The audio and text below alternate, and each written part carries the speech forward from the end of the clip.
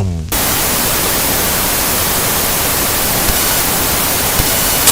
to the Young Content Show.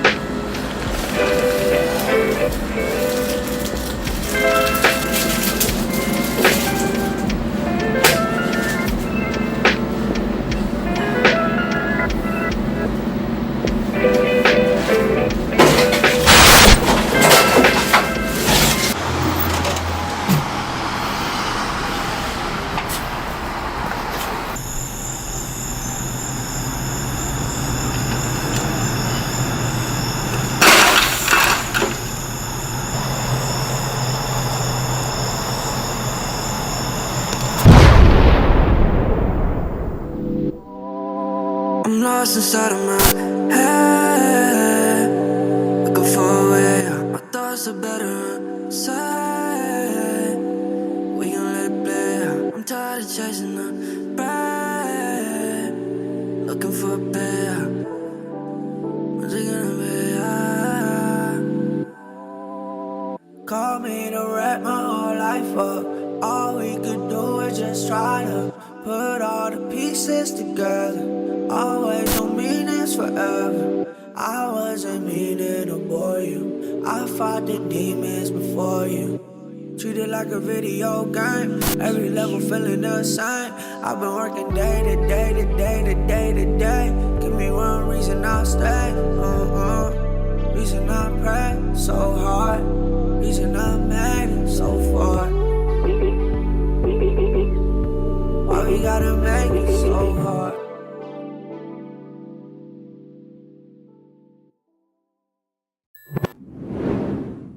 Peace, beloved, peace. It's your homie, Young Content, the unofficial sensei of the culture, mastering youthfulness, contentment, NFTs. You are in the dojo. Welcome, welcome, welcome. Let me play this dojo sound because we have to. It's iconic. If you're in the dojo, you got to hear the dojo sound. Zen you out. Bum, bum, bum, bum, bum, bum, bum, bum. Hiya! Welcome, welcome, welcome. We have a legend in the building. I haven't seen you guys in 2 weeks. I have absolutely, utterly missed you from the bottom of my soul. And that's not my fault. People have to build in a bear, and I'm letting them, okay? I'm not going to force them to be on the show, but they will be back. Shout out to Special K Sauce, the beloved. Maury's in here. Got to get Maury on the show. You already know. Rhyming accidentally. Let's go. There is just so much to talk about. Miami was fun. Miami was also a shithole. If you live in Miami, I'm sorry. It was cool. Saw spotty Wi-Fi. Hanged out with Tony. Hanged out with Special K. Who else was there that I love? Justin was cool. The crypto punk. There was Swicky. That was cool seeing Swicky randomly in NFT now. The Artifact booth was okay. Dude, it was just a smorgasbord. Let me play some of this music real quick so we get the vibes right. Guys, hope your mind and energy is well. I miss you. What's up, Angel? What up, dog? What up, dog? What up? I don't know if you ever got a chance to see Jeremey Stormsky speak, but as you can see from the title of this show, Jeremey Stormsky releases epic alpha on NFTs and more. What is the more part? We're going to find out. Without further ado, this is episode 117, and the Jeremey Stormsky is here in the dojo. Let's welcome him with open arms. Booyah. What up, What's Bo? up? What's up, sir? Thank you so much for having me back on. It's always a pleasure to come on into the dojo, hang out with my boy, the Sensei, and just keeping it content, man. while you were giving the intro, I actually have a question for you, Young, to kind of kick off. If you don't mind me throwing a question at you, curveball, right? Um, what, like, dude, you've been to a good few of these NFT conferences now. I know you've been to New York and NFT NYC a couple times, Miami. You've been all over the place. And was there anything you noticed in Miami this year? Like any trends? Were people talking about a certain thing? Was there a certain vibe or feeling going around? Were NFTs okay in the bear? Like, what was the overall, I guess, like sentiment and vibe of Miami? And was it different from any other conferences you had been to in the past? There was a very, if you build it, they will come energy, you know, very feel the dreams, I would say. You know, people just are focused on expanding the brand. Spotty is still elevating the IP. There was really no talk about AR VR like that. I just saw a lot of IP development, and it was cool. It was cool to see that. But I feel like that has always been in all these conferences. I mean, yeah, your last conferences, what did you see? And I would love to know how we can compare that. Yeah, I think, like I was telling you before stream, I haven't been to too many conferences recently, which has given me tremendous FOMO because I had a ton of people I knew over in Miami. I would have loved to have been over there and kicked it with you. But I've been stuck in France a little bit. Not stuck, but I've been going through the process of getting married and having to go through visa stuff. And so that's just about wrapped up. But through that process, I've had to stay in France, so I haven't gotten to go to too many things. So I think the last thing I would have been to, man, might have been back in like March, to be honest with you, which would have been GDC, which is Game Developers Conference. And that was, I mean, that was great because it was just pure gaming. Everybody was super focused there for just one purpose. And since it's kind of traditional gaming and Web3 gaming, it didn't have a super crypto bro kind of vibe. It felt a lot more professional and focused, especially because it's like a developers conference. So that was really awesome. And then ETH Denver before that, I don't know, like it felt like some of the conferences were feeling a little echo chambery, if that makes sense. Yeah, this was definitely more of that.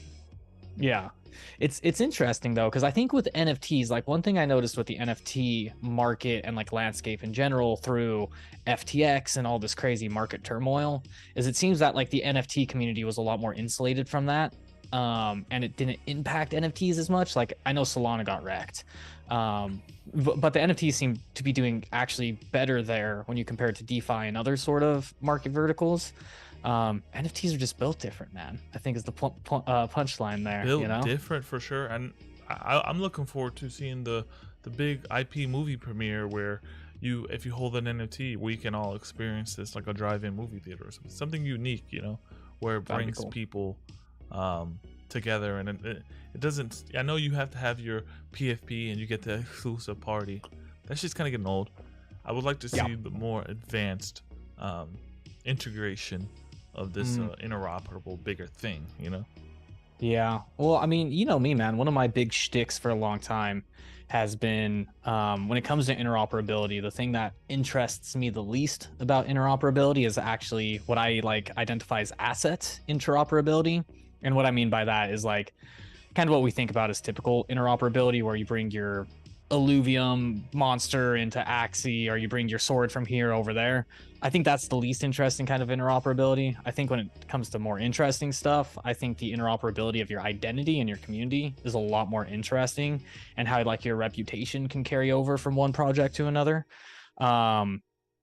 Which, to the point of PFPs, I agree with you, man. I think PFPs, I recently wrote this article that I literally titled "Why How to Bootstrap a Web3 Community and Why PFPs Should Be the Last Step." And what I kind of went into and detailed in that piece was PFPs I would identify as like a more of a financial asset, but they kind of have this illusion of community built around them, because a lot of these PFPs were launched in the middle of a bear market and number was going up. And I think it was the number go up that united a lot of people. You know, it was WAGMI, it was we're going to the moon. But when that financial number started to go down, you didn't really have this like social connective fabric or tissue within these communities, and a lot of them fell apart when number went down. So I fully agree with you that I can't wait to see more community building tools introduced into Web3, and I think we'll see a lot of that happen with NFTs maybe go on in different kind of raid ways with your community. Maybe go on a raid in these IRL events on a quest with AR Yeah. to accomplish some type of item or identity or social score. I don't know. Yeah. What does your futuristic mind think? Because you are the councilman of the dojo, so I have to ask you, what can we do to level up these experiences in with technology? It's a good question, man. The question is Splexy is in the building. First off, this kid is 15 years old and he's throwing What? purple hearts in the chat. Yo, Splexy, you're meeting a major key alert dude right here, Jeremey Stormsky, Delphi Digital. Okay, we just asked him, how can we level up the social experience in these Web3 conferences? So I think when it comes to that question, it's like deciding how deep down the rabbit hole we want to go here, because we want to go deep. Dude. I've spent you've known me for a long time, Young. Since I've met you, I've been thinking about this stuff and gone quite deep, talked to a bunch of teams about it, literally written white papers about it. Going back to the point about financial assets, I would classify NFTs for the most part, and like most tokens that we're familiar with today, as financial tokens, right? Like, so when you think AXS, SLP, ETH, Bitcoin, those are all financial assets, right? And it's no wonder, because when you look at the history of Web3, right, you have to look at the major onboarding events of Web3, or even back then it wasn't Web3, it was just crypto, right, and the blockchain. We had ICOs, which, if you think about ICOs, they're essentially tokenized stock. But if that, bull run acted as an onboarding event, what kind of people did ICOs onboard? Traditional finance people. Same thing with DeFi Summer. If you talk to anybody who got onboarded during that period, chances are they're TradFi guy. Or were some sort of money person, or really techie business person, right? These people, their game is money. It's understanding money markets. It's understanding money things, which is why you got DeFi Summer, you got DeFi products, you got financial products. And that's why a lot of the early games looked like financial things with a gaming skin on it. Like, we all have heard the criticism about Axie that it's not fun. It's because it wasn't designed by game designers. It was designed by a different kind of person. And then if you fast forward to NFTs, let's look at that as an onboarding event. What kind of people did NFTs onboard? Creatives, game designers, musicians, artists, a different kind of people with a new type of token. Another thing that's important to note here, and I'll get to the point of social things, but a little framework and groundwork is necessary here. When it comes to NFTs, you have artists, all this stuff. And one really important thing to understand in these onboarding events and this new emergence of technology is the idea of skeuomorphism, right? For those of you who aren't familiar with skeuomorphism, the punchline of the idea is when you have a new iteration or evolution of technology, it usually looks like the previous iteration, just for people to understand it more quickly. So a good example of this is like when iPhones first launched, you literally had the recycling bin look like a trash bin because it helped us understand that. And if you remember what iPhone buttons used to look like, they used to look like 3D buttons because we weren't digitally native yet. And that helped us understand this, touchscreen interface. And then eventually we see that evolve into flat design and minimalist design as it becomes more digitally native and we become more digitally native, right?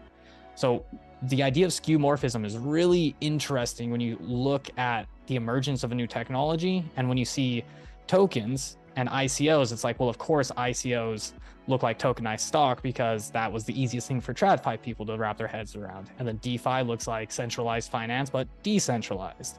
And then if you think about NFTs, and this, Young, because this is where, I met you, it's what did NFTs, what were their first big use cases, right? If you just sit there and think about it, Top Shot, right? And digital trading cards are easy to understand because collectible, we understand real trading cards. So of course, the first big moment for NFTs is Top Shot, right? And then with Axie and gaming, it's land, because one of the most valuable assets we have in the real world is land. So the punchline here is skeuomorphism and the hyper financialization of things. Now recently, and as new technology emerges, it unlocks next layers and iterations of that technology. And so coming back to your question, what does some of the future of tokens and Web3 look like? I 100% think it's needs to be a lot more social, because we can't build robust systems like governance or DAOs or games or guilds or anything in Web3, or most things in Web3, without the social yin to the financial yang, right? Does that all make sense so far? For sure. I mean, getting social. I mean, when I think about getting social, I'm thinking Willy Wonka. I'm thinking, okay, we got a bunch of crypto bros. Where the Willy Wonka bros at? Where those crazy chocolate rivers at? Buy a chocolate bar, find a golden ticket. Where the fuck is that? And I think you can do that through AR, through digital. I don't know. I really don't know. And I just want that to be explored, because I can't go to any more conferences, bro. I'm gonna lose my fucking mind. But imagine you went to a conference, and imagine like when you went to an event or a pop-up, like you scanned a QR code or you scanned an NFT chip and you got like a soulbound token, right? Or like a non-transferable token or NFT that was like your proof of attendance. And like when you met Robbie Trofino, imagine you could like scan a chip or like scan his QR code that said like, I bumped into Robbie, and then the next time Robbie had a drop or something, he now has like a tokenized proof or a tokenized breadcrumb of you being a part of his community, of you being a part of his network, right?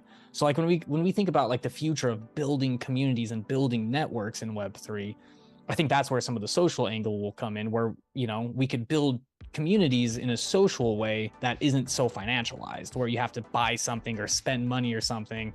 And I think that will probably help create a lot stronger communities as well, because we aren't purely transactional creatures. Yeah, you know what I like mean? Street cred. Every Exactly. time someone's always said, "Oh yeah, I got street cred because I was this." And, no, but this could Exactly. actually be something you can see. Yeah.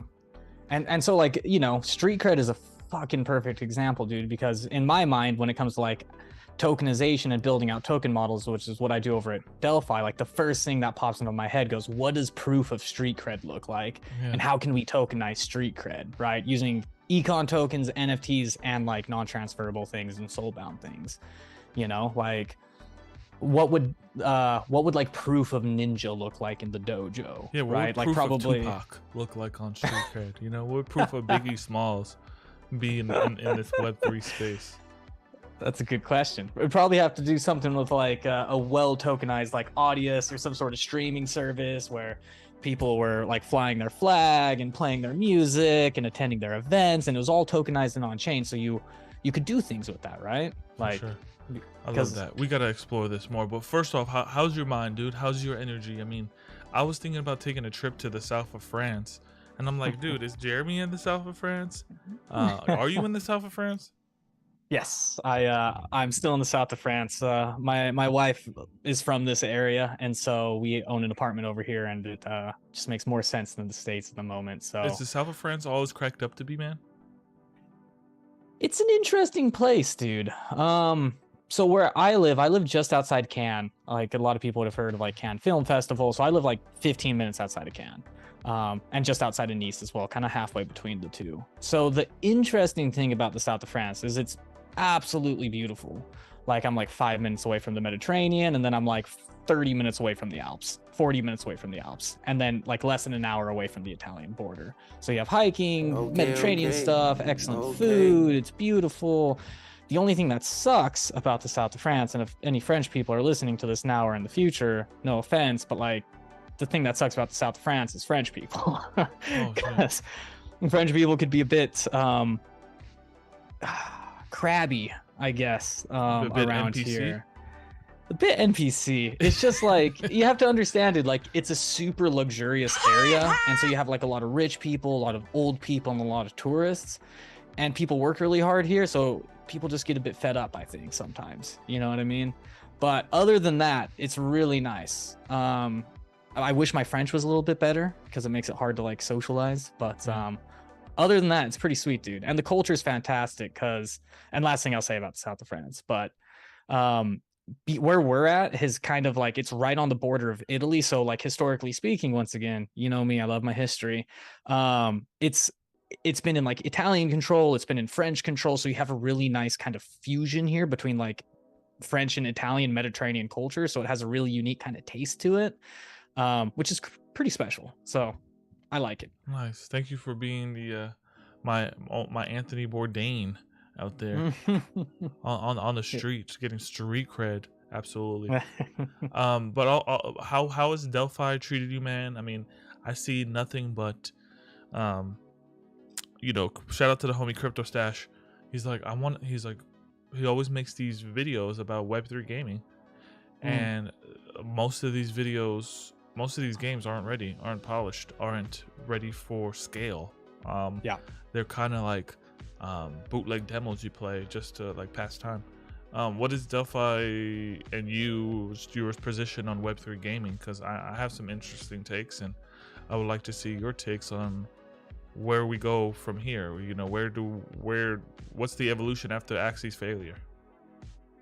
Absolutely, man. It's a great question. I think it's on a lot of people's mind at the moment. So once again, I'm going to give a bit of a long-winded response here, but I think, like my last long-winded response, like context is important here, because frankly, I think a lot of people's, I don't know what to call them, like opinions or takes are not misinformed, but they miss some context and maybe a bit of understanding of how their traditional gaming market works and like just traditional gaming development works. So like when you look at the year of 2022, 50% of all funding that VCs allocated in Web3 went to gaming. So that means gaming got a ton of funding this year. A ton of garbage projects got funded. And trust me, I talked to a lot of those teams. I talked to a lot of snake oil salesmen this year, but a lot of those snake oil salesmen raised millions of dollars. A lot of game development teams were not considered what I would consider like AAA teams.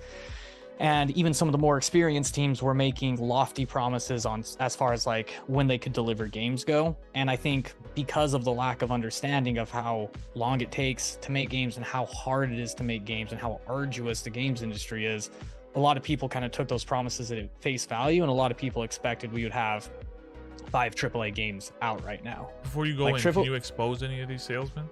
Or just joking, or you can't? I mean, I think a lot of them have begun to get washed and shooken out. So, okay. I mean, you could probably name a few yourself, you know, and there's so many too. And so I think a lot of people were disappointed because their expectations might not have been realistic, if that makes sense.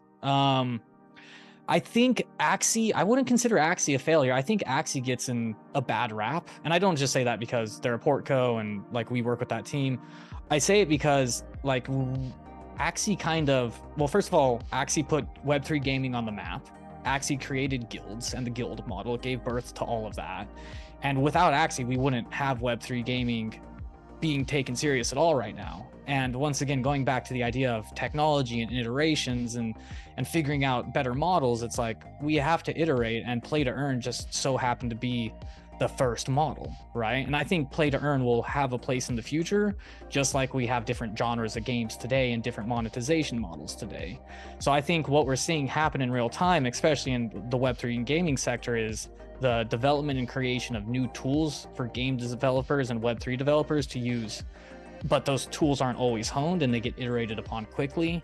And the last point I'll make, and then you can tell me if I actually answered the question. The last point I'll make though is on the like play to earn point.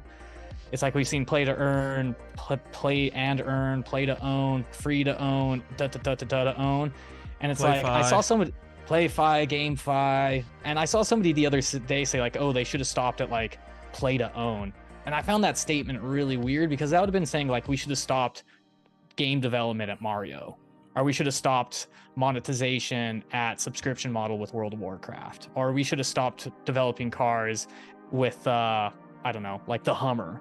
It's like you have to keep developing and iterating and putting work into this technology so we could make it better and improve upon it. We can't just like stop and say this is the model. Like that's not how evolution works, you know what I mean? So I think because of how transparent Web3 is as well, and how much more open people build, a lot of those growing pains kind of get put on the front page, as opposed to kind of worked out in the background, and then you're just presented with a finished product 6 months before launch. So that's, once again, my long-winded sort of spiel on where I think Web3 gaming is at.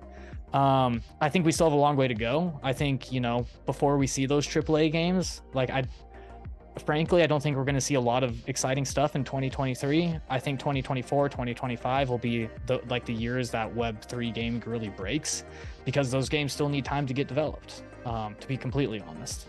Have you heard of this game called The Beacon?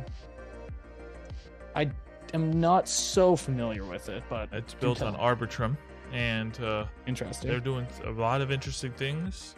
I think 16,000 characters sold at 0.03. The dungeon raids, the cosmetics that you can get. It seems to have a lot of people's attention, and maybe on the next episode, you and your team could do a deep dive. I'm gonna switch the screen to show Beacon right here. Some of the action that you can do, some legendary items. It has a Stardew Valley vibe. I know this is what Loopify was trying to do with Treeverse. Unfortunately, there's no cosmetics you can earn on that. This one is really well polished, well designed, going on day 11 of their event series. And it's interesting, man. It's interesting. I've been playing it. I've been having a lot of fun. It's a single player P2E, and you can see this in the next couple weeks. Just dominate guilds or whatever they do with scholarships. I would say keep it on your radar. I'm having a lot of fun, and cool. We'll see. The marketplace is heating up. This is giving me a lot of these that early vibes, and this is from the Sensei's mouth himself. So pretty cool, pretty interesting stuff we're here. What the Beacon is doing. Yeah, I mean, you have a good track record, man. And what's your take on Web3 gaming at the moment? You said you had some thoughts. I always like to hear where other people's heads are at as well, because I definitely don't have all the answers. That's just my take, I was in the whole Treeverse, the Loopify game days, and it's cool. It's not fun. It's just not fun. I mean, I know he's building what he's building. I can easily call things out because I mean, I have no affiliation. I'm not working for a big brand. I'm working for myself. There's a lot of promises. I even think the other side is going to take 2023 2024 to dominate. When they drop cosmetics and loot boxes and cool stuff like that is going to intrigue the masses. The other game that I'm really bullish on is Ape Reunion. These are a free mint that has built an open world where you're collecting cosmetics and talking to NPCs. We're in the bare bones, man, but for me to track and talk to these games and see their real-time development, there was a tweet by the developer of this Reunion game. I don't know if you can see the screen, but I would like for you to read this tweet and tell me this guy is not a gigabrain. Jeremy, let's see. Hold on. I'm gonna pull it up. Give me one. I'll actually read it to you and let me see if you understand. Okay. Can you see this? Can you see the screen? I'm switching it now. Yeah. Let me pull it up. I got it right here. And if you can read it out loud, if this makes any sense, let me know. And because this only has 74 likes. Okay, so almost done refactoring the client for Reunion. Huge amounts of cleanup moving code to SCSS modules, enabling strict mode TS, and now some OO abstraction for the code map. I always dreamed about using ECS for a game of this scale, but oh well, OO/functional mixed paradigm it is. Gigabrain, or is that someone that sounds like a dumbass? It's definitely not somebody who sounds like a dumbass, but it's definitely something I'm not as familiar with. Like, I know what he's saying, but I don't know what everything stands for. Like talking about getting the code right and getting the actual game programming right is super important. So the fact that they're actually thinking about that and they have a developer thinking about that is encouraging, as opposed to a lot of games who might not have that. So yeah, the counter of that tweet would be like, game coming soon, get ready, let's fucking go. You know what I mean? That's pretty much all we see in this space. And shout out to Dr. Disrespect as well, leading the charge with his game, Dead Drop. All NFT, all the characters are NFT based. There is a free to play aspect to his game as well. Yeah, man. There were some games that we were talking about, 6 months ago that you were bullish on. Are you still bullish on those? I mean, what were some of those that? Yeah, so I mean, like as always, you know, gotta give a shout out to Parallel. We love Parallel around here. Got to. I mean, dude, there's a lot of great games being developed out there right now by absolute world-class teams. I mean, some of the ones that I talk to on a regular basis and I'm quite excited about are ones like Block Lords, My Pet Hooligan, Metalcore, Illuvium, obviously. They get nothing but roses. Dude, they're such a talented team. Those guys over there are so good. Like just world class as well. Like Colin Brady, their head creative officer, literally helped design and give birth to Buzz Lightyear. Like he worked at Pixar. You know what I mean? So I mean, there's a lot of great teams out there, and we see more and more entering into the space all the time, which is super humbling just to get to rub shoulders with those guys and learn from, you know, people's games I played growing up. It's weird, man. It's really weird. So there's a lot of really talented people out there right now designing and creating real games and fun games and that have good loops, that have good game mechanics and good game design. That fun factor is highly important, right, Jeremy? I mean, you have to have that fun factor. It can't just be money factor and good tokenomics. Your tokenomics could be amazing, and if it doesn't have fun, it's wish wash. Yeah. No, I think we'll see a lot more of the fun factor, as you say, in the next cycle, let's call it. And it just takes time, dude. Like games take a long time to make. Like a lot of people forget, you know, a lot of people use Fortnite as an example. Like Fortnite took 7 years to make and get to where it was, man. Like that shit doesn't happen overnight. You know what I mean? Like a AAA game from like pre-production to launching the game, you're usually looking at 3 or 4 years. You know what I mean? And a lot of these games just started building within the last year. So, you know, it's going to take some time, but it's coming. And there's a lot of money and a lot of talent behind it. So, you know. Have you been staking your claim in this bear market about what you're probably getting rid of some NFTs? What are you doubling down on in your portfolio of as far as Web3 games or any Web3 in general? It's a good question. Even though I always feel like I'm BSing when I answer this question, even though I work at a VC, I actually don't spend as much time on my portfolio as I probably should, just because it stresses me out. And, you know, I've literally been saying this since I met you, like it stresses me out. And also I don't have the time or the brain power to like allocate to like really managing it. But that being said, bro, we were gonna start a guild, bro. You gotta get back on the horse, bro. We were gonna start a Star Galactic Guild. Remember that? We were. Yeah, I do. That was fun. I'm gonna need that clicking finger to be pointer finger to be optimized, bro. Come on. Oh, dude, I got some cool things cooking up. I'll have to tell you about offline. But is that APO? Something. You're gonna tell me APO offline? Oh yeah. It actually might be quite interesting for you. Okay, guys. I thought he was gonna give us APO together, but. I'll give him a tease, right? I'm working on a model because once again, it's what I do for my job. I work on models and stuff like that, and it's called the Platform Exploration Model, right? That's my working title for it. And the punchline there is how to build a community and network in a very Web3 native way. So that's something I'm working on at the moment. But to get to your question, some of my most recent NFTs that I've minted is my friend G Money. He has his new fashion line 9DCC, and so I just minted his new iteration 2 today, which was pretty exciting. G Money's your friend, bro? Yeah, dude. I talk to that guy all the time. He's a cool dude. I was in his DMs. He said he would love to be on the show, but he never responded. But I would love to pick his brain. He has a lot of. He's a labyrinth of success. I'll say that. Oh, dude, I think G Money is going to be the first person to crack fashion in a mainstream way. Like what he has going on is next level, dude.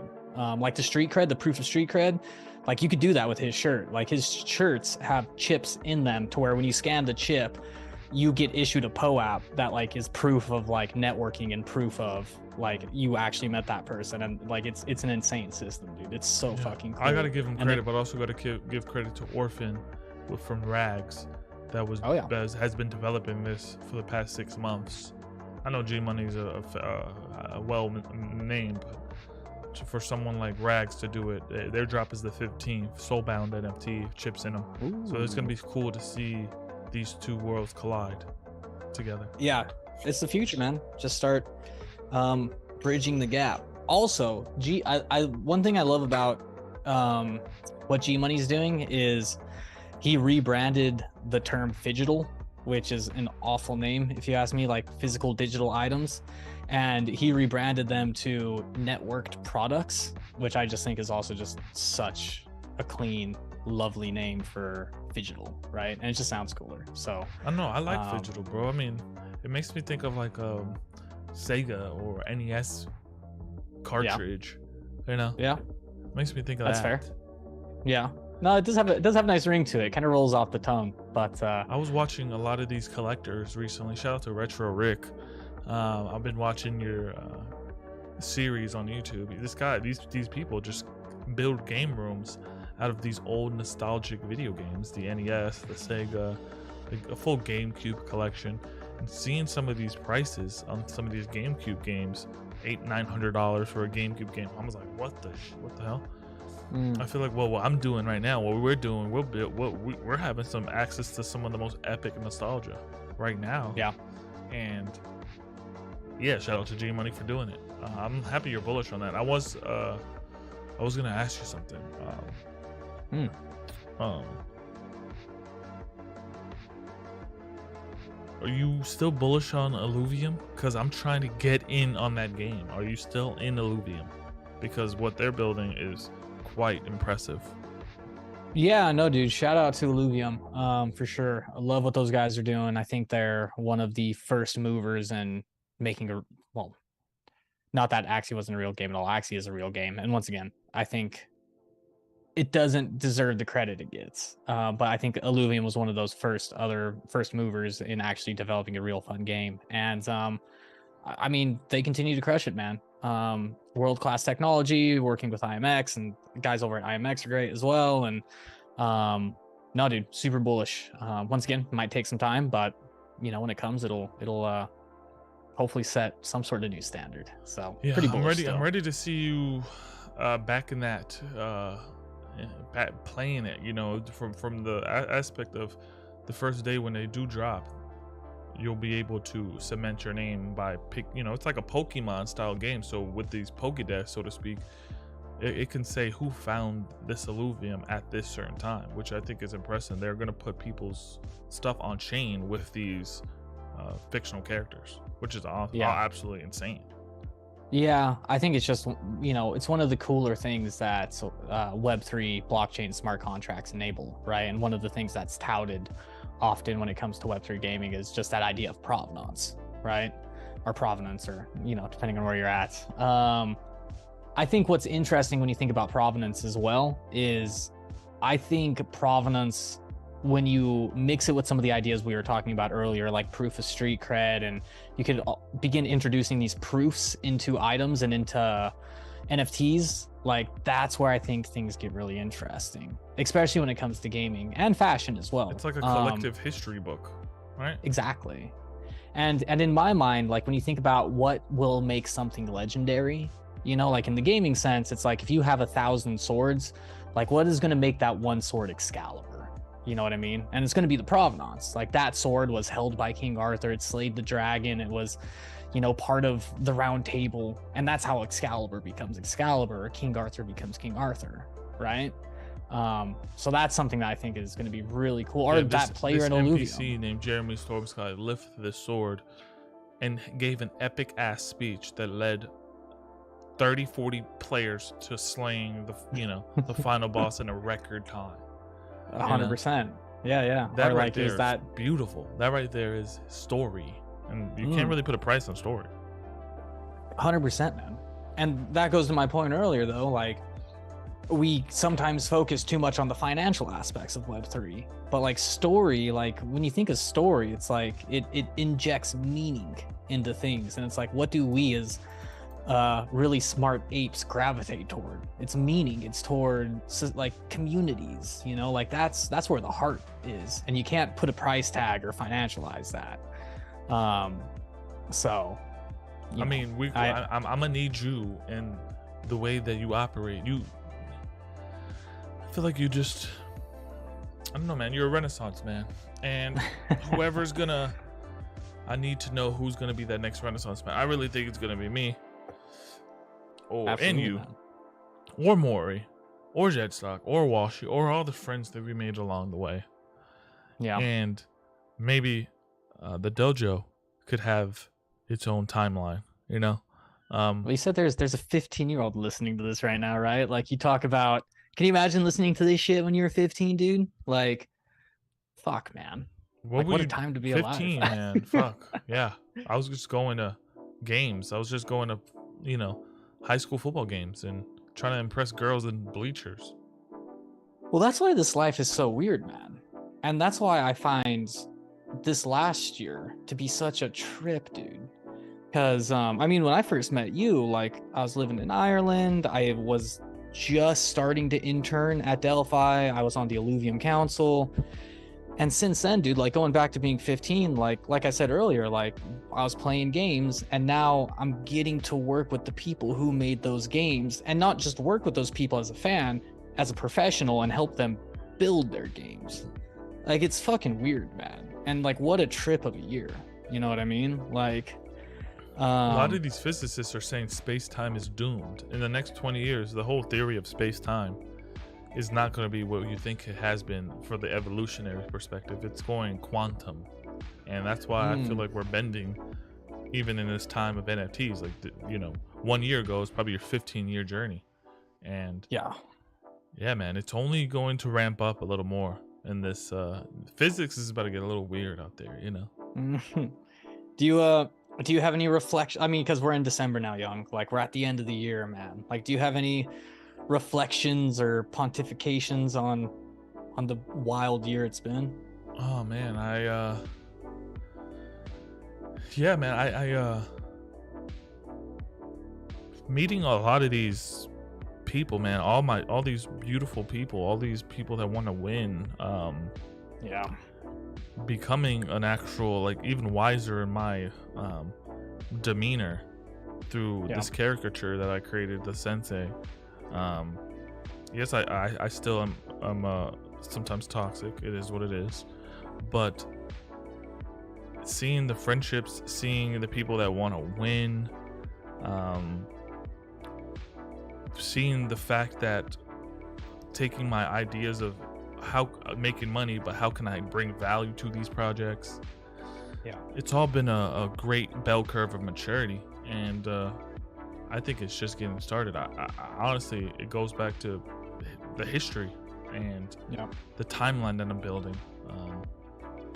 I have nothing but respect for that timeline, that pocket, because that pocket makes the next pocket, and I can extrapolate on all what's going to happen tomorrow, and it's super beautiful just to be in this pod, 100%, dude. I feel that so much, man. And I think it's like, the way I think about it, I think is like momentum as well, right? Like, when you're in that good pocket, you're building up momentum to burst into that next pocket.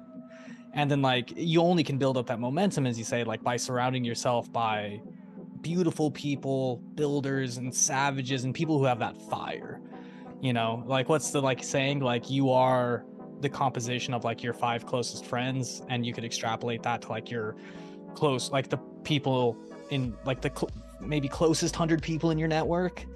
And it's like, that's one thing that I've really appreciated. That's like a really subtle point of this year, is like the 100 people in like my close network and my 5 closest friends are all such good influences, and like the fire and the momentum that's been built up, even though it's exhausting, is just extraordinary, man. It's a lot of fun. Like, I've had a lot of fun this year. It's been hard work, but it's been fun, dude. Yeah, man. You know how many shows we did? You know how much throwing paint on walls. The real, when everyone thinks about royalties and I deserve this royalty for perpetuity.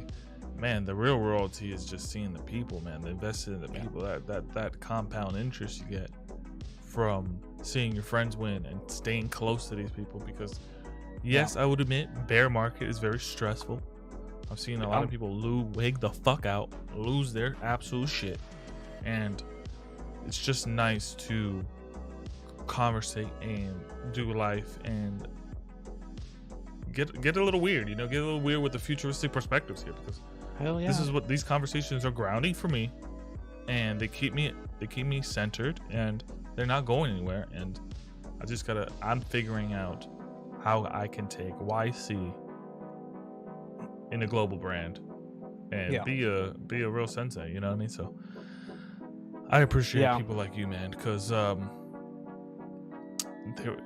lot of people don't know this, but what like 8 months ago we had a show that we're gonna do called Project Flea Bite or something like that, and I'm like, dude, Flea Bites, dude, that was so much fun though. Like, we dressed up. I still watch that stream sometimes, like with the frames and like the way you keyed it all up, dude. It was so fun. Like, dude, it was interesting. We were on some Victorian ass shit, dude. And, dude, I would love to stream from a Victorian era style, Columbus boat, with you one day. So cool.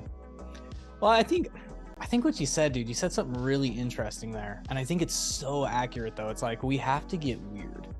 You know what I mean? And I had this realization yesterday or the day before. I was listening to this podcast, and it was this super successful entrepreneur, and he was talking about his history and his provenance. And it's like, dude, he was in the same spot that we were 30 years ago. And like, just listening to him talking about his connections and his network, I was like, there is such a responsibility on our shoulders right now to stay humble, to stay kind, and to get weird, because we will build the future and usher it in. And we have to have some weird, wacky ideas to disrupt and to change the status quo, and also to have fun and build something cool, Dude, one thing that we were going to build something cool in Star Atlas. Imagine if that really evolved to what we thought it was going to evolve. We were going to be on a big starship making content and doing life with our crew members. And what could you do with that, but that's weird itself, that thinking about we're going to be living in this game metaverse and caring about each other while we travel the star system. Wild. Just imagine, dude, once these games start coming out, like, we're in a bit of that lull right now, but once that stuff, like, imagine if Star Atlas was coming out right like next month, like what we would be talking about and how fucking pumped we would be, you know what I mean? And like the strategies and and that's not that far away, you know what I mean? Look at the Oculus Quest 2, where they scan your full face like a 3D avatar, you know what I mean? Eventually you'll look at this AI art that's coming out all over Twitter. Crazy, man. It's crazy, dude. There's like, AI blows my mind, man. Like, there's some people in like the gaming industry, and this like isn't any secret, you can look it up. Like, Nvidia has a engine to where, we know text to image, and now we're starting to see text to video, but there's people developing software right now that is text to 3D world, to where like if you were a dungeon master, you could describe like your D&D environment, and then like Unreal Engine would just create it. Like, no code, text to 3D world. So like, when we imagine what we'll be able to do with AI in probably 5 years, like, what it does is it lowers the bar of entry for creatives to like the world. You just have to talk to your computer and you could create whatever's in your head. And we're like on the cusp of that. It's absolutely mind-bending when you like really sit there and think about it. And it's here almost. It's crazy. Yeah, that AI interface, when the interface knows the interface, then the interface knows that interface, it's only going to develop some weird, it's going to develop some crazy shit, and I'm for it. I'm for it as long as it allows me to not be probed and to work alongside it, because the guy who created Skyrim, I was listening to a podcast, I think it's I forget his full name, but he created Skyrim. He's creating Star Citizen now. Todd not Farland. Todd Holland? Todd Howard. Yeah, he was talking to Lex Friedman. They got into a conversation of the AI interface, and he was like, "Yeah, we just code it, but the code tends to just problem solve. Oh, this is the weapon I need to pick up. What's the nearest weapon? How does this NPC? Okay, he drops this bad weapon for this better weapon. You know, it's like a machine learning system, and I can only imagine the problem solving these NPCs can bring to a story, you know, itself. Oh yeah, once we could inject like maybe not GTP3 but GTP4, which is like the chatbot stuff, into an NPC character, you could just sit there and build a relationship and like learn that blacksmith's entire story, or just shoot the shit. Like, did you hear about, like, I just slayed this dragon? He's like, what the fuck? And then when you it's really wild, man. When you really think about it, building with that blacksmith story, does that give you street cred in a whole nother world with your NFTs that unlock something else? Like, that's what I'm saying, dude. Well, that's the different paths you can take. If you build it correctly, you can. And this is like my whole thing with social tokens and soulbound tokens. For those of you who don't know, I actually wrote a white paper called the NTST white paper before soulbound was a thing, and it stood for non-transferable social tokens. It's the same idea as SBT by a different name. I just got rugged on the name by Vitalik. I gave you the APO sound, by the way.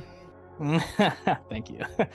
And so when you think about what SPTs could look like inside of games, they don't necessarily just have to be the in-game assets like the weapons and the armor and the items. Like, SPTs can be a tokenized proof of who you are, like your player reputation layer. It could be how you interact with the digital world on chain that is tied to your decentralized identity. And as you build that out over time, you'll be able to interface with like Web3, or let's call it the metaverse, in a more Web3 native way, to where you'll carry your street cred, you'll carry your reputation with you from world to world, and that'll mean something from world to world. Like, if I'm the best, like going back to the example of interoperability, I don't care if I could bring my Halo armor into Call of Duty. What I care about is if I am the best fucking shooter and player in Halo, and that meaning something when I go to Call of Duty, because they know this guy's a killer when it comes to shooters. And like that's what we're marching toward, but we do have to design it correctly, which is going back to that weird and wacky idea, because it's on our shoulders to do that, to design that, and to have the vision to even realize that's possible, right? So that's interesting. And it starts with conversations like these. You know, you talk about soulbound. I think there's more to unlock on the soulbound aspect. You know, this motherfucker, you got a soul in this video game. You literally do. You literally have a soul. And it's all coded in zeros and ones and shit, and it's kind of freaky because we're probably in that now. So it's wild to think about. Dude, how's your style? You France? You buying clothes, dressing up like still regal? Like you still got? When I saw you in New York, dude, you had that amazing blue trench coat. You know, your tokenization, your physical, your soulbound fashion IRL is iconic. Thank you, man. The good thing about that is it makes me recognizable at conferences. I can't tell you, and I'm sure you get the same thing. Like when you're recognizable like that, people are like, "Oh shit, I recognize your picture." You're like, "Yeah, that's me." This is weird. But yeah, no, dude. You know what? I've been doing a lot of vintage shopping recently, which has been a fun new addiction and hobby. And you know, it's also good for the environment. Reuse, recycle, that sort of thing. You know. So that's been my new jam recently. We've been doing a lot of vintage shops and shows and stuff. So I'm going more old school these days in the fashion, I suppose. Dude, what time is it over there? It is 53? So. Holy smokes, I got you up past your bedtime, Jer. Nah, man. Like I said, the missus is away, so my schedule's a bit more open and free. Can you tell me if Delphi is investing in anything cool, or are they kind of looking at this market and being really conservative with liquidity? No, we're still operating business as normal. So we're all good in this market. Reason being is we don't have any outside LPs. LPs being like liquidity providers and people who invest in your fund. So all of our money is family fund. Yes, it is. Vintage is the way. And So we're good. One company that we recently invested in that I'm super proud of, and it's just an incredible company, dude. And this is a shameless plug because I love these guys. I've been talking to their CEO for the last year and a half, and he's actually responsible for a lot of the initial ideas that even allowed me to write that NTST white paper. And it's a company called DQuest. So essentially, and this actually ties in perfectly to everything we're talking about, DQuest is providing the player reputation layer for Web3. So that means that they are the guys that are actually building out all this crazy shit we're talking about right now. Dude, what the hell? It's like we ushered in DQuest itself. Exactly. So one really cool thing that they're working on right now is they're actually running a campaign with Illuvium where every single day this month, they are dropping a quest to where you could go and interact with that quest and earn rewards. And some of those rewards are like NFTs and financial things, and some of them are SBTs. So you could begin building out your Web3 player reputation layer. You could also connect your Steam account. You could also connect your old Web2 gaming accounts to it, to where you could bring those achievements with you into Web3 and help build your player reputation layer. And the sort of interest. I can try right now. Yeah, you could go to DQuest. I think it's DQuest. What's the website? Let me just look. I think is it beta? Yeah, beta.dquest.io. What is it? Beta, BETA, D dot period, DQuest, DEQuest.io. And there you can look at the quest. You'll see probably the Illuvium advent calendar, and then you could start building out your sort of avatar, which is called their meta passport. And that's where, as you build out your reputation and complete these quests, you unlock this progression path for your decentralized identity, to where you could build out your avatar and bring that into other worlds and begin actually building out that sort of on-chain proof of player. Really cool company, man. And they're doing really innovative stuff. And I think these guys will be one of the core players in sort of the next bull run, because they're providing a key part of that infrastructure. So super bullish on those guys. I love that for us. That is sweet. That is definitely. I tried to go to the website. It didn't pop up though. I'll drop you a link real quick. Maybe on my Twitter. Yeah. Oh, really you should talk to the him, audience, huh?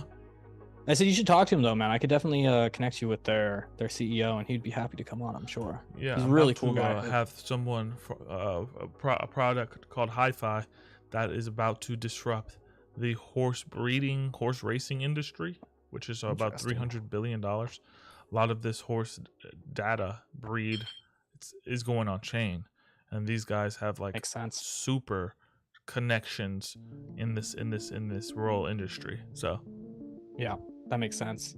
Funnily enough, back in Ireland, I mean, you remember my family owns that activity and adventure center, and in the earlier days, we also had a stable there, so we worked with horses a lot. And I could imagine the sort of disruption that could be brought to the horse industry, just because because horses have passports, and when you're moving your horse around like all over the world to different shows, like I would imagine having that horse passport tokenized on chain that isn't forgeable, like that alone is like a huge unlock. Huge. Yeah. No forgery. No. Yeah. I mean, I'm a big horse. I got a horse tattoo right on my arm, dude. And, how's the Ireland rant? It's good. Property. Good. It's good. I just booked my plane ticket today. I'm going back to Ireland on Monday to go hang out for the holidays back at the home ranch. And dude, I can't fucking wait to go work outside and just be back on the land. Like all the leaves are falling, and like I was talking to my brother-in-law, and he's like, we're raking leaves, and I was like, dude, I just can't wait to go rake leaves. Yeah. He's like, that's interesting. You want to rake leaves? Yeah. He's like, well, I'll wait till you get here then. Damn, that's cool that you get to go and touch grass, for real, and that's only going to enhance the man that you already are. That's gonna help your DQuest for sure. Oh man. Well, I mean, once again, like that's where, like if you go back and watch the early shows, when we first started streaming together, I was always in one of because we have 5 holiday homes there, so I'd always go stream the holiday homes because they had way better internet. And so you could look in the background and like there's this hideous orange wall in all the early streams, and that was like me sitting in one of the kitchens of the house 3, I think it is, because it had the better internet. So Yeah, it holds a special place in the heart, man. Super excited For to get sure. back. Yeah, man. What's your take on FTX and just no accountabilities for Sam Bankman-Fried? Seems like an inside job going on in front of our eyes. What's your take on it? I think it sucks, dude. So like I wasn't personally affected. Delphi wasn't personally affected. And a lot His of credit our score, his DQuest score is fucking tarnished. By the way, I it had to is, throw that man. out there. Sorry. He's getting no rewards. No rewards. Your history in this metaverse has been tarnished, beloved. It's been Negative tarnished. street cred. Yeah, we'll see the man behind the avatar. We'll definitely will.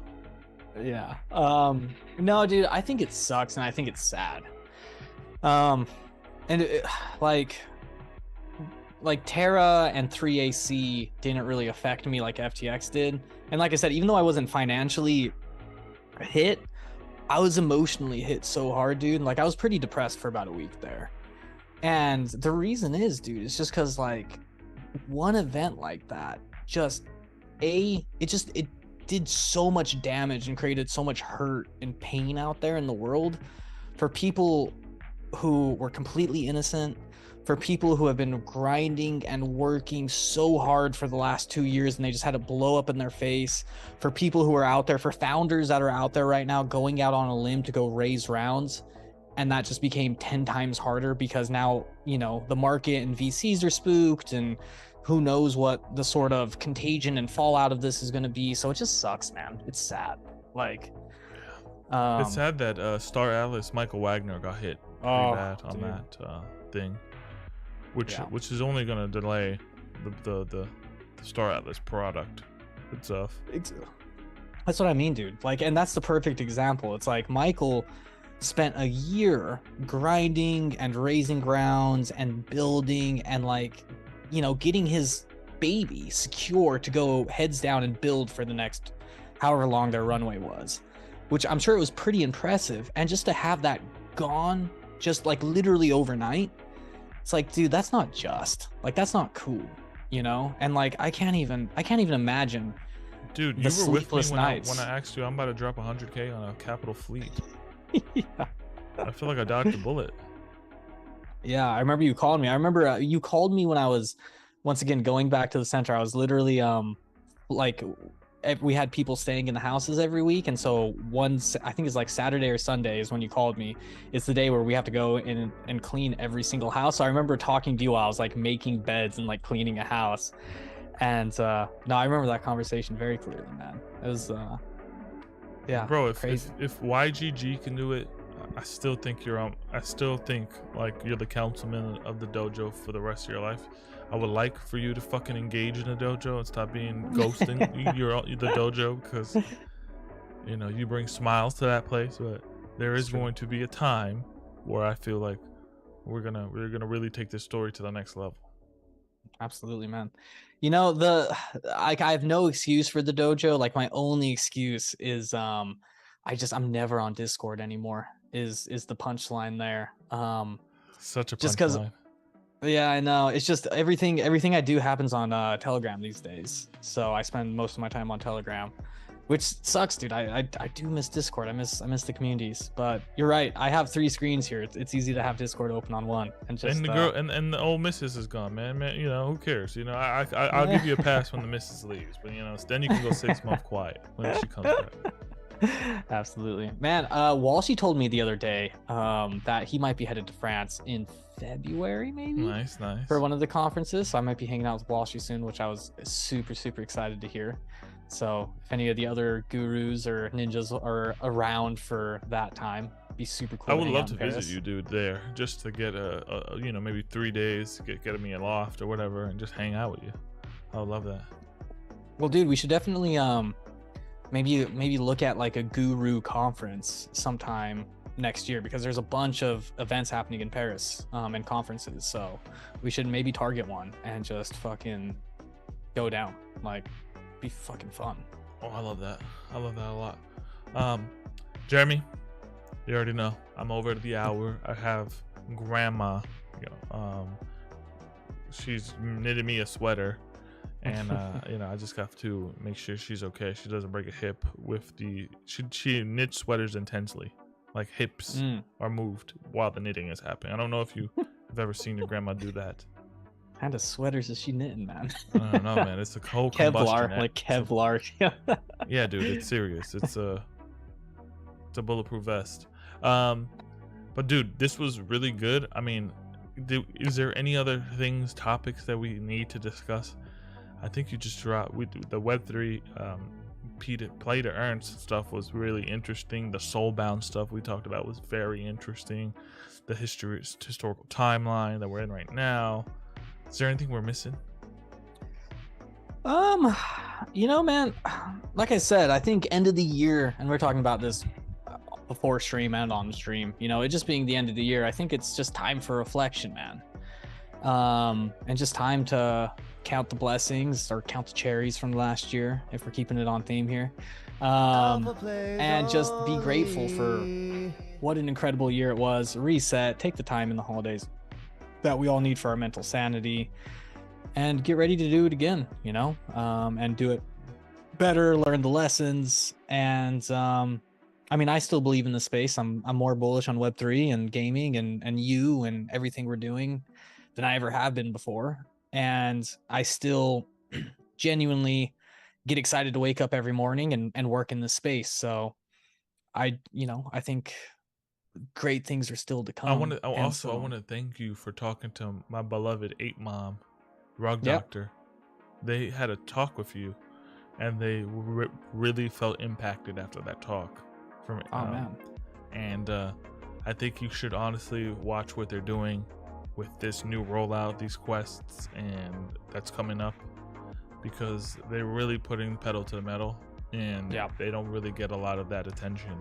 So no, I owe them a reply. They hit me up on Twitter and it fell through my cracks. So if they're listening to this by chance, if I don't get back to you soon, give me a ping and give me be a pest, because I've been meaning to get back to you and would love to touch base with I would love, because it's just a serendipity is the right word, because I'd never know if I'm using that word right.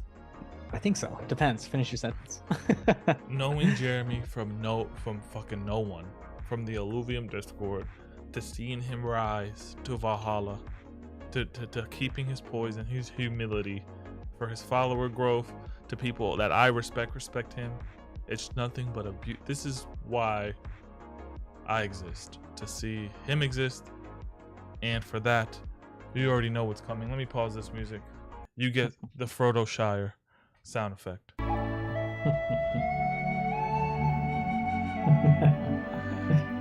Well, man, it's you're always very kind and a great friend, man. Like, I've really been one of my friends I've gotten to make over the last year that I really cherish. So, the love goes right back at you, man. And I was so excited to come on tonight and get to touch base with you and just hang out, man, because I miss this. I miss the dojo, and it's I really value everything you've brought to the space in my life this year as well, man. So, sure. Dude, the pleasure is all mine. I am your Sam the Wise, and I honestly continue to how's carrying the ring? You feeling good carrying the ring to Mordor? Like I said, man, I need a bit of a break, but we'll come back. Keep drinking that ale and that the Levi bread for sure. Jeremy, it's been real, and I hope to see you in 2023. I've done a crazy transition. We don't do the Thursday shows anymore, but maybe that'll come back. But I'm just taking this time to rest, and thank you for those wise words. Do you have any final words, any final APO before we close this dojo? Any final APO? What's been on my mind recently that I haven't touched upon? I think you always created those beautiful charts of we're here, and the ebbs and flows of life, the philosophical aspects. You're a full bag of stuff. We're definitely at the bottom of one of those charts right now, but the chart's still going up. You might have to zoom out a little bit now, but it's still going up in the long run, ladies and gentlemen. Man, I guess I want to end on what was the 15-year-old's name? Splexy. That's so cool, man.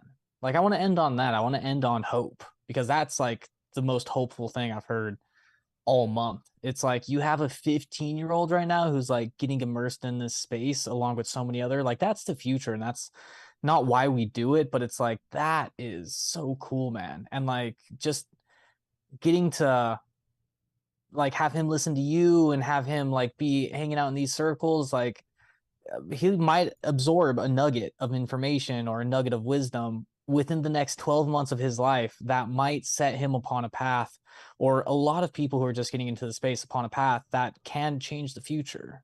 You know, serendipity, the butterfly effect, whatever you may want to call it. And it's like, man, that's why we do it.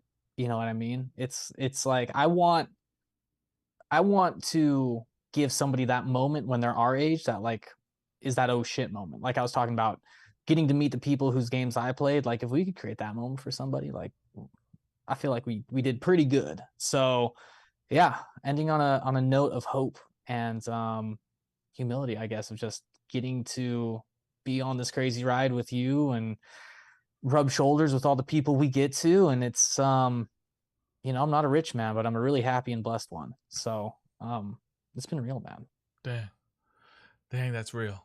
That's real as it gets, because I was thinking about the simulation, and I'm like, why the fuck am I still here? Why do people play the simulation?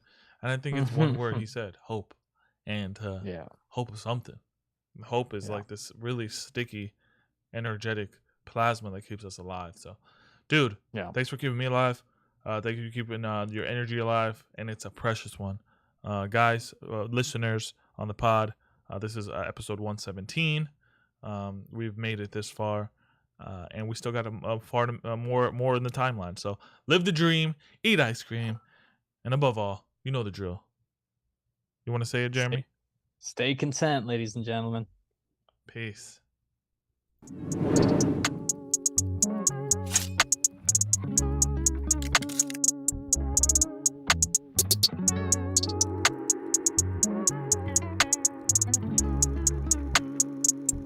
I can't wait to get my neck frozen. Each time it's stand for every night I was fucking homeless. Had to take these L's for me to get this focused. Might collect the pick that I can buy a home with.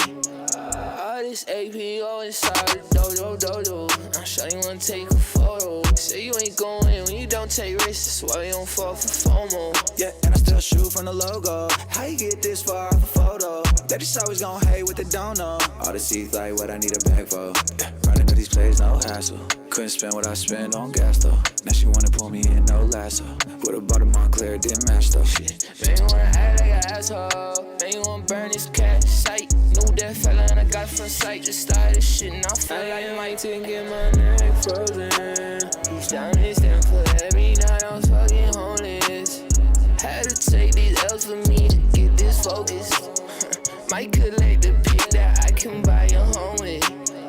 All this APO inside the dojo. I'm sure you wanna take a photo. Say you ain't going when you don't take risks. That's why you don't fall for FOMO. Yeah, and I still shoot from the logo. How you get this far off a photo? They just always gon' hate what they don't know. All the seats like what I need a bag for.